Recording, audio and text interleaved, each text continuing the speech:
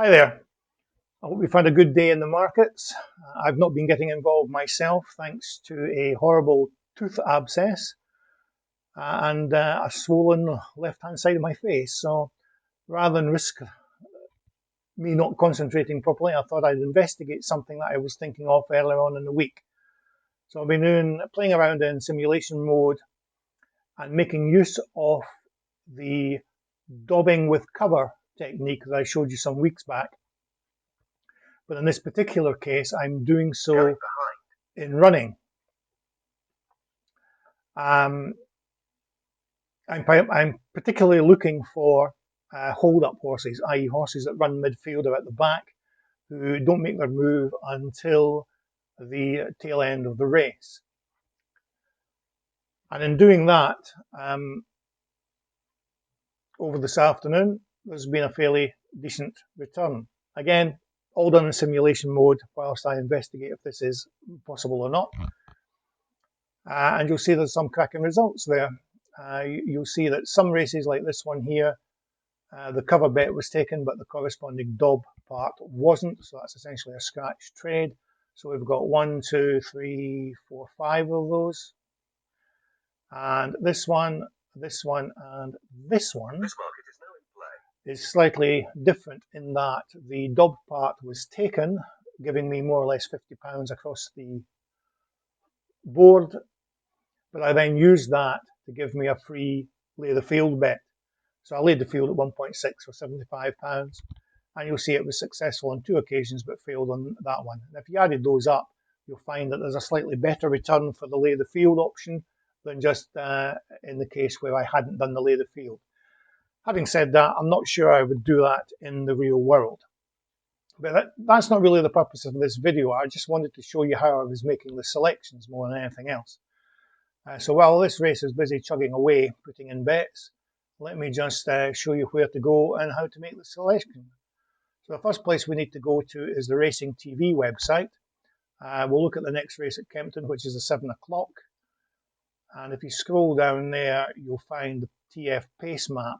And if you click on that, you'll find this graphic here that tries to illustrate which runners it thinks will be at the back of the field, which ones will lead the field, and so on. So we're going to concentrate primarily on those runners that are in the first 2 columns here and potentially the 3rd column. But we're also going to look at runners where we think they may be reasonably fancied horses. So for example, these 2 here, Jack Sparrow and Cowboy, are unlikely to be selections, because if we look at the odds, if I quickly switch back to this one here, we have you'll see Cowboy, for example, is way up in 160. So that's not going to be a selection. And so we're going to concentrate on those, predominantly the ones that we think are relatively fancied. But we then need to go to the Timeform website and check to see if they have a history or a reasonable history of shortening in price in running. So if we look at the first one on this list, where are we? This one here, Cardinia. Scroll through the list here and find Cardinia. And we just quickly check the recent in-running performance in terms of odds movement. Now you'll see here that she started off at pretty high odds in some of them, and clearly those ones are not successful. She's not particularly prominent, certainly in recent races. So that particular horse wouldn't necessarily be the pick.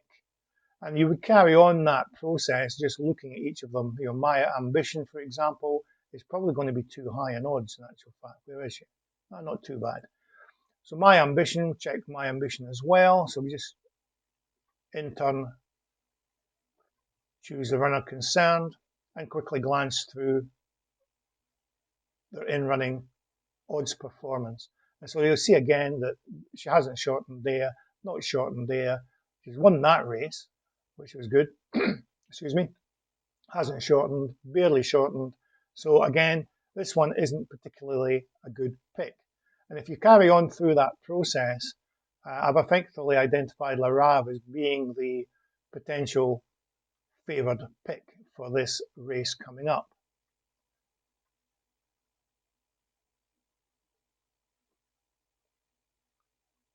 And you'll see Le Rave has a reasonable record of shortening to some extent.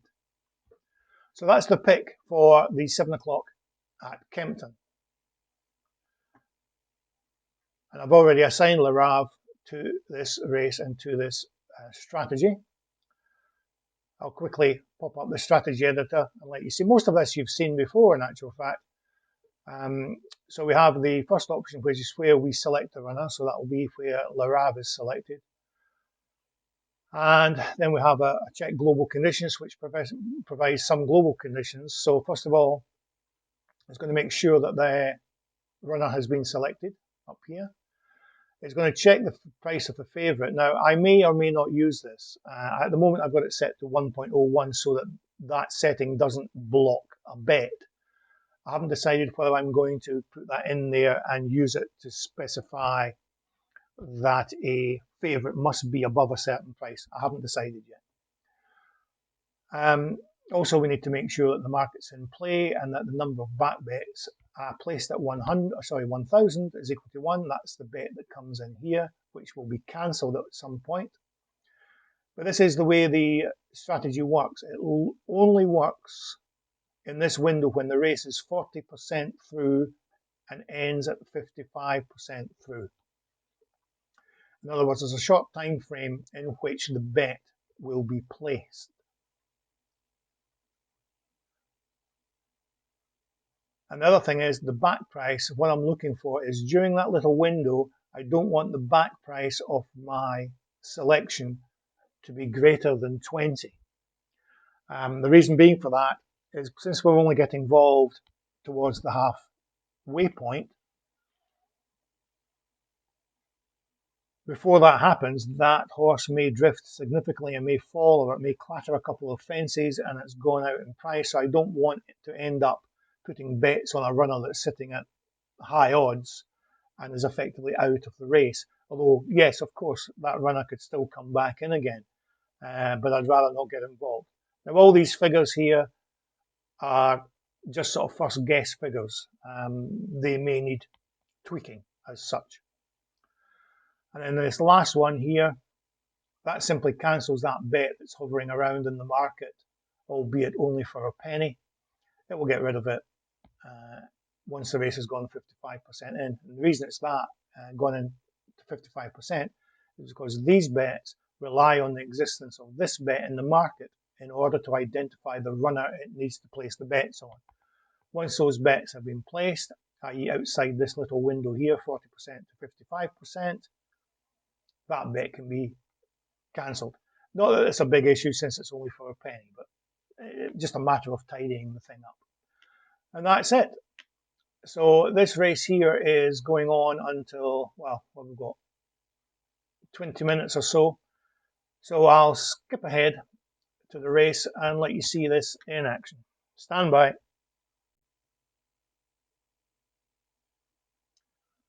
Okay, we're off and running, and we'll soon see if Le Rave does the business for us. So first of all, you'll notice that the initial controlling bet, the 1 penny bet, has been placed. So that will sit in the market, and once this reaches 40%, the two bets that form the DOB and its corresponding cover will be submitted at whatever current price Le Rave is, as long as it doesn't go above 20 during before those bets are placed. Right, so that's those bets going in. Okay, so they've both gone in at 11. Once this reaches 55, this bet here, the 1 penny bet, will be cancelled to get that out of the way. And all we need to do now is sit and watch Le Rave, hopefully, shorten to 7.4 to take the cover bet, and then ideally to 5 for the DOB part of the bet to be taken as well. Now at the moment I don't have a green up option to trade out for a guaranteed loss and limit the liabilities if the cover bet or the cover trade hasn't been fully matched. To be honest, I'm not really sure if that would work on a sprint. This doesn't look as if it's going to do the business, not to worry. So yes, I don't know if the green up option would be sufficient in a sprint, simply because everything will happen so quickly. I'm getting into the market at halfway round, so there's not a great deal of time. So there's every chance that if that green up process is triggered, by the time that triggered bet hits the market, and the market's moved on, so it won't be matched in any case. So that's typical, that the two races that I showed you were complete failures. Never mind. But that's actually interesting, because there's two things. One, the issue with regard to the green up process, but also I'm not convinced that looking for hold up horses in sprints is the way to go, is the way to implement this technique.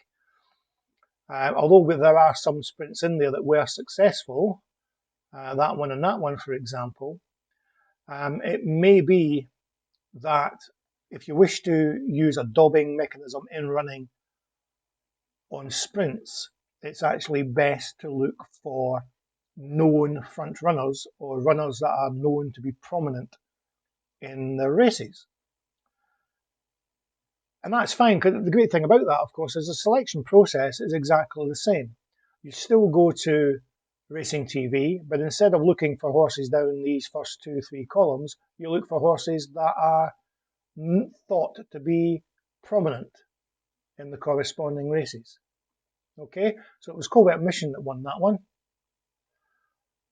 Get that out of the way. Yeah, it was Covert Mission that won, and you can see that he was known to be a prominent horse. So there's that. As I say, this is early days with this particular idea, and already it's showing up things that may need to be tweaked. But as I say, the main issue, or the main reason for the video, was to actually show you the selection process. So get familiar with the Racing TV website if you're not already familiar with it, and I'm sure you're already familiar with Timeform. Okay, hope you find that useful, guys. Cheers.